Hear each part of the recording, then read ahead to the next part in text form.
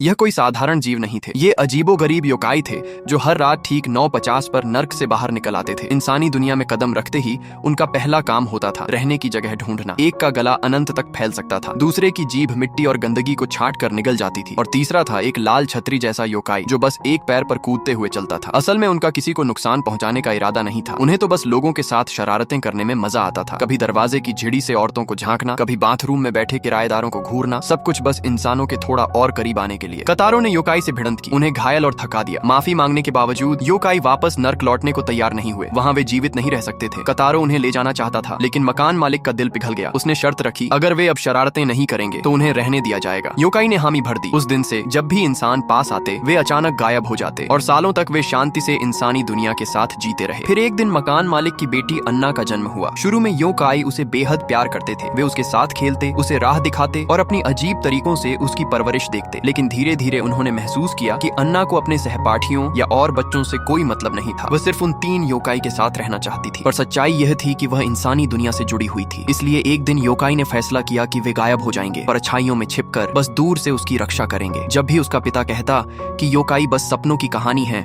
अन्ना रोती और चिल्लाती कि वह झूठ बोल रहा है। उसे भीतर से पता था कि वे असली हैं, लेकिन उसके भविष्य के लिए योकाई ने खुद को छिपाए रखा। साल बीत गए, अन्ना बड़ी हो गई। तभी एक लालची बिल्डर आया जो जमीन सस्ते में हथियाना चाहता था। उसने अन्ना को परेशान करना भी शुरू कर दिया। कुछ दिनों बाद उसने पूरे अपार्टमेंट को कपड़े से ढक दिया, जिससे अन्ना डरी और रोती हुई अपने ही घर में कैद हो गई। मकान मालिक का परिवार बेबस था। तभी कतारो वापस आया, इस बार 3 योकाई के साथ। उन्होंने बिल्डर के घर में धावा बोला और उसे इतना डरा दिया कि वह पीछे हट गया। अन्ना ने वर्षों बाद चैन की नींद ली। योकाई गर्व महसूस कर रहे थे, जैसे वे पहले से भी ज्यादा करीब आ गए हों। लेकिन जिंदगी हमेशा दुख भी लाती है। जब अन्ना के पिता का निधन हुआ, वह जमीन पर गिर पड़ी कांपते हुए। योकाई उसे गले लगाना चाहते थे, पर डर था कि कहीं वह और न डर जाए। वक्त गुजरता गया। अन्ना को प्यार हुआ। उसने पुराने अपार्टमेंट को बेचकर अपने बॉयफ्रेंड जैक का बिजनेस शुरू करने की सोची, लेकिन जैक ने धोखा दिया। वह उसी लालची बिल्डर का बेटा था। उसने कभी अन्ना से प्यार नहीं किया, उसे तो बस अपार्टमेंट का कागज चाहिए था। वह हंसकर बोला, तुम जैसी अकेली और बेचारी औरतों को धोखा देना सबसे आसान है। थोड़ा सा लगाव दिखाओ और तुम उसे प्यार समझ बैठती हो। जैसे ही वह पैसे लेकर जाने लगा, कमरे की सारी लाइटें बुझ गईं। अब योकाई खुद को रोक नहीं पाए। वे सब एक साथ सामने आ गए। जैक डरकर भागा और कार में बैठकर भाग निकला। अन्ना सन्न रह गई। बचपन की सारी यादें उमड़ पड़ी। वह बंधन जिसे उसने हमेशा भीतर महसूस किया था फिर से जाग उठा।